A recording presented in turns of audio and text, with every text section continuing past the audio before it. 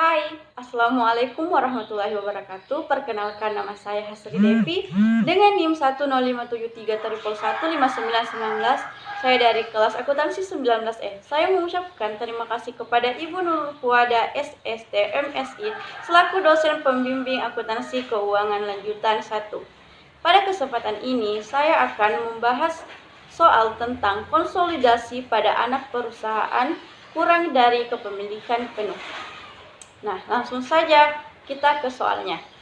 Pada tanggal 3 Juli 2020, PT Songkang membeli 50% saham biasa beredar di PT Sokso seharga 100 juta rupiah pada tanggal tersebut. Nah, nilai wajar dari kepentingan non-pengendali sebesar 10 juta rupiah. Kita bisa lihat laporan posisi keuangan dari PT Songkang dan PT Sokso yang tertera pada layar.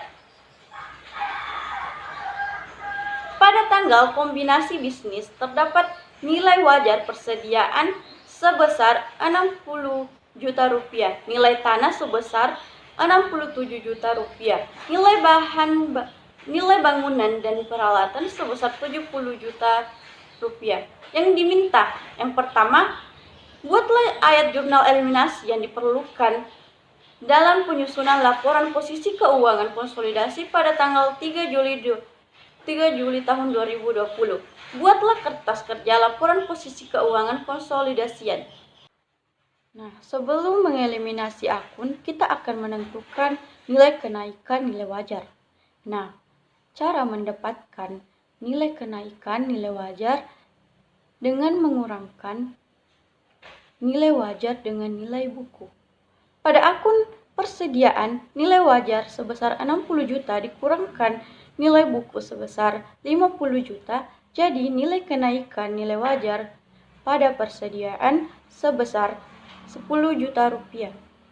Pada akun tanah, nilai wajar sebesar 67 juta dikurangkan nilai buku sebesar 60 juta, jadi nilai kenaikan nilai wajar pada akun tanah sebesar 7 juta. Pada akun bangunan dan peralatan, nilai wajar sebesar 70 juta dikurangkan nilai buku sebesar 60 juta, jadi nilai kenaikan nilai wajar sebesar 10 juta rupiah. Selanjutnya, kita menentukan nilai selisih.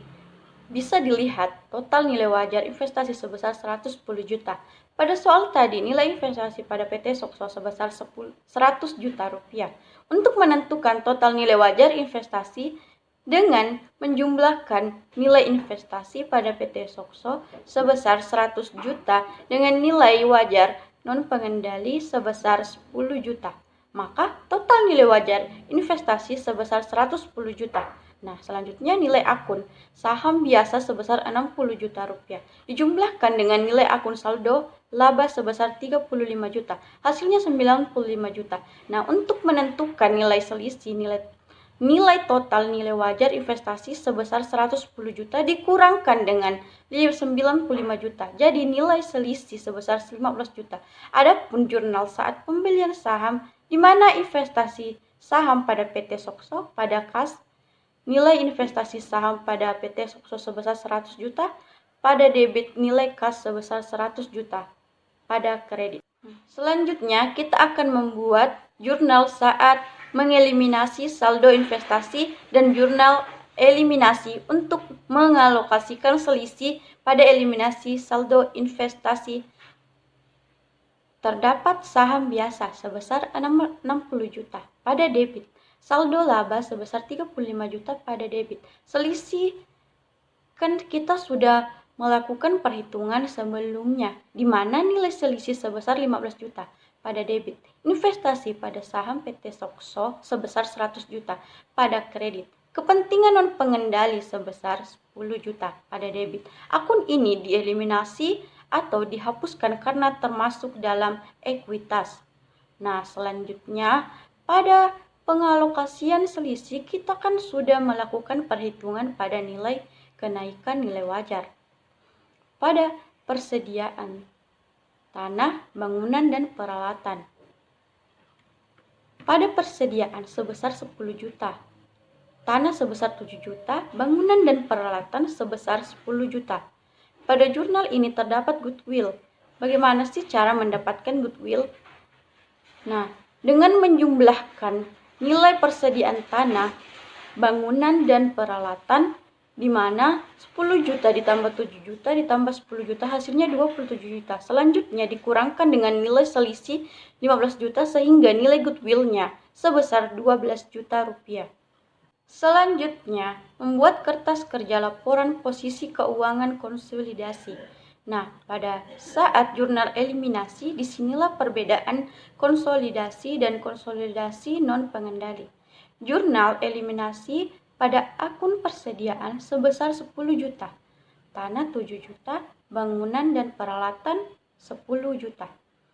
Menghapus akun investasi saham 100 juta, mencatat selisih 15 juta, mencatat goodwill 12 juta. Menghapus ekuitas pada akun saham biasa 60 juta, saldo laba 35 juta. Maka muncul akun baru pada jurnal eliminasi, yaitu kepentingan non-pengendali sebesar 10 juta. Pada jurnal konsolidasi, hasilnya balance, di mana investasi saham dan selisih sudah tidak ada. Saham biasa dan saldo laba hanya pada PT Songkang, maka muncul akun baru dengan nilai 10 juta, yaitu kepentingan atau ekuitas non-pengendali. Sekian materi dari saya. Terima kasih dan mohon maaf atas segala kekurangannya. Jangan lupa di like, comment, and subscribe. Makasih guys.